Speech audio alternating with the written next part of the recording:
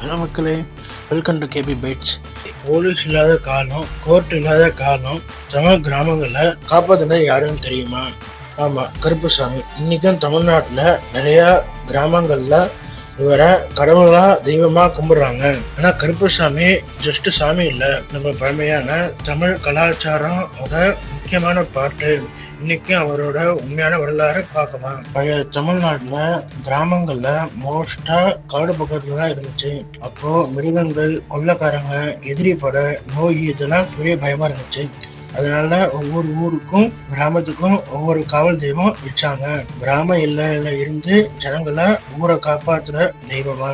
அந்த கடவுள் தெய்வங்கள்ல ரொம்ப முக்கியமான தெய்வம் தான் கருப்புசாமி. பெரிய மீசை, கோபமான கண்ணு, கையில அருவாள், அப்படிதான் அவரை காமிப்பாங்க. ஆனா அந்த அருவாள் வைலன்ஸுக்கு அர்த்தம் இல்லை, அது நியாயத்தோட ஒரு குறியீடு.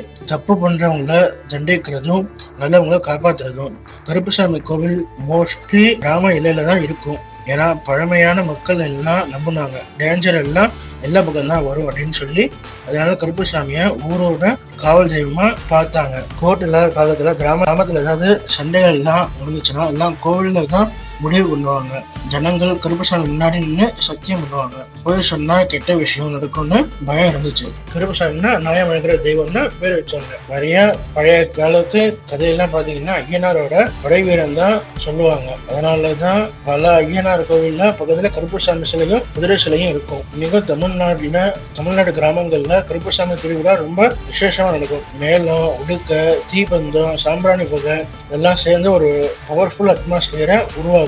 இந்த முறைகள் நம்ம பழமையான தமிழ் கலாச்சாரத்தோட ஒரு லிவிங் ட்ரெடிஷனா இருக்கு. பிரிட்டிஷ் காலத்துல தமிழ் கிராமத்துக்கு வந்த சில ஃபாரினர்ஸ் கூட கருப்புசாமிய இந்த மாதிரி வணங்கியிருக்காங்க அப்படின்னு எழுதியிருக்காங்க. கிராம மக்களோட நம்பிக்கை அவங்களுக்கு ரொம்ப ஆச்சரியமா இருந்துச்சு. டெக்னாலஜி எவ்வளவு வளர்ந்தாலும் இன்னைக்கும் நிறைய கிராமங்கள்ல கருப்பசாமி வழிபாடு இன்னும் ஸ்ட்ராங்கா இருக்கு. மக்களுக்கு அவர் ஜஸ்ட் சாமி இல்லை, அவர் ஒரு காவல் நியாயத்தோட ஒரு குறியீடா நம்ம தமிழ் ஐடென்டிட்டியோட பார்ட்டா இருக்காரு. நெக்ஸ்ட் டைம் நீங்க வில்லேஜ் வாடற அருவா பிடிச்ச கருப்பசாமி சிலையை பாத்தீங்கன்னா ஞாபகப்படுத்திங்க.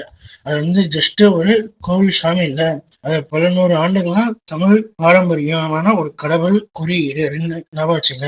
இந்த வீடியோ பிடிச்சிருந்தா லைக், ஷேர் அண்ட் சப்ஸ்கிரைப் பண்ணுங்க. தேங்க்ஸ் ஃபார் வாட்சிங்.